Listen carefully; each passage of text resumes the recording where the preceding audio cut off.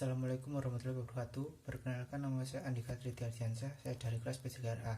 Di sini saya akan memenuhi tugas dari mata kuliah sepak bola 2 tentang peraturan dalam permainan sepak bola. Di sini saya akan menjelaskan tentang peraturan tendangan penalti. Tendangan penalti adalah metode menendang dalam pertandingan sepak bola yang dilakukan dari titik penalti jarak 11 meter menuju gawang. Tendangan penalti dilakukan selama permainan berlangsung. Hal ini diberikan ketika pelanggaran dengan hukuman tendangan bebas terjadi dalam area penalti. Tendangan yang sama yang dibuat dalam adu penalti di beberapa sistem kompetisi untuk menentukan tim pemenang setelah pertandingan berakhir imbang. Meskipun sama dalam penerapan, adu penalti memiliki batasan-batasan yang sedikit berbeda. Aturan tendangan penalti dalam sepak bola yang regulasi mengenai pelaksanaan tendangan penalti dalam permainan sepak bola ditetapkan oleh Dewan Asosiasi Sepak Bola Internasional atau IFAB sebagai berikut. Bola harus berada di titik penalti. Jarak antara titik penalti dengan gawang yaitu 11 meter. Titik mistar dan jaring gawang tidak boleh bergeser atau bergerak ketika tendangan penalti diambil. Wasit harus secara jelas memastikan pemain yang akan menendang penalti.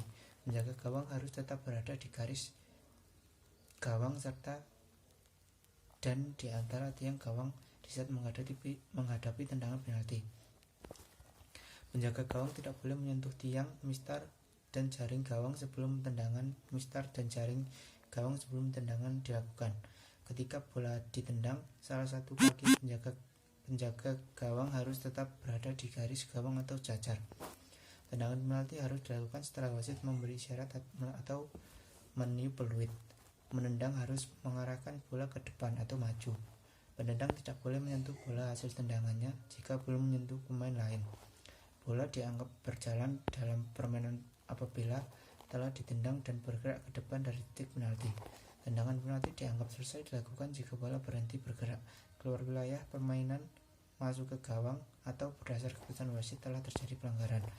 Pemain dari kedua tim selain penendang dan penjaga gawang dilarang berada di dalam kotak penalti ketika tendangan penalti dilakukan.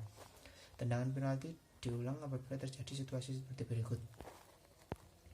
Pemain tim menyerang melanggar batas wilayah penalti ketika tendangan dilakukan dan berbuah gol. Pemain tim bertahan melanggar batas wilayah penalti sementara tendangan penalti tidak gol. Pemain tim menyerang dan bertahan melanggar batas wilayah penalti ketika tendangan dilakukan secara bersamaan.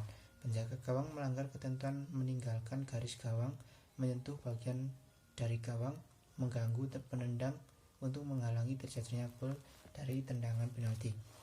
Demikian dari saya. Wassalamualaikum warahmatullahi wabarakatuh.